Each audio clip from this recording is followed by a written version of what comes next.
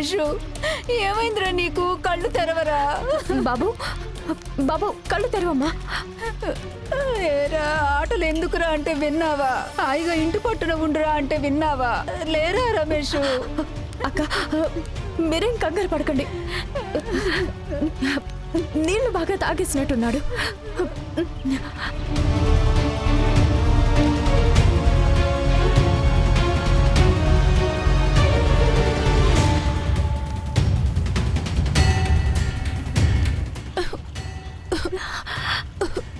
బాబు బాబు ఏం పర్వాలేదు, కళ్ళు తెరిచేశాడు.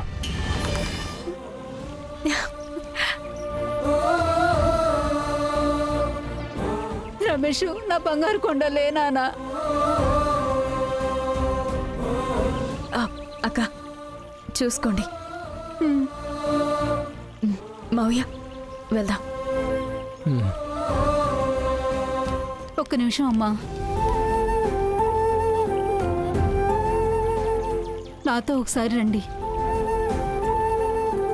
రండమ్మా.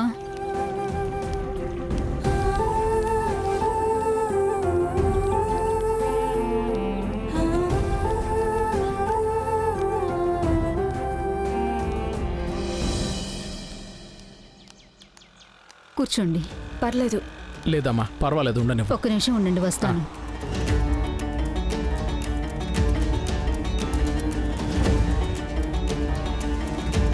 అమ్మా ఇదిగో అమ్మా.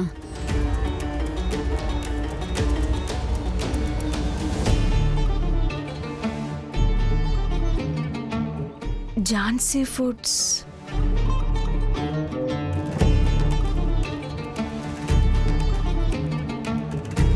బంగారి, ఇది 20 ఏళ్లకు ముందు వాడిన బ్యాగ్.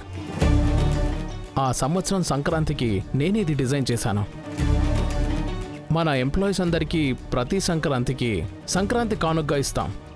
అప్పుడు చేయించిన బ్యాగ్ ఇది. ఏమ్మా, ఈ బ్యాగ్ మీ దగ్గరికి ఎలా వచ్చింది? వాడు అప్పట్లో సరిగా లేడు సార్. అప్పుడప్పుడు తాగొచ్చి నన్ను నానా ఇబ్బందులు పెట్టేవాడు. ఏ టైంకి ఇంటికి వస్తాడు, ఏ టైంకి బయటికి వెళతాడు అని అసలు చెప్పలేము సార్. అసలు బాధ్యతే లేదు సార్. ఆ నరకం నుండి ఎప్పుడు బయటపడతానా అని ఎదురు చూస్తూ ఉన్నాను. అప్పుడొకరోజు అతని చేతిలో చాలా డబ్బు చూశాను. నీకు ఇంత డబ్బెక్కడదని నేను అడిగాను. ఒక మంచి బేరం తగిలింది, అది గాని సరిగా చేస్తే ఇలాగే ఇంకా కట్టలు కట్టలు డబ్బొస్తాయని చెప్పాడు సార్. వాడు చేసే పనికి, వాడు తెచ్చిన డబ్బులకి సంబంధమే లేదు సార్. కారణం లేకుండా డబ్బొచ్చింది అంటే దాని వెనక ఖచ్చితంగా ఏదో ఆపద ఉండుంటుంది సార్. తప్పు చేస్తున్నాడని నాకు అనిపించింది సార్.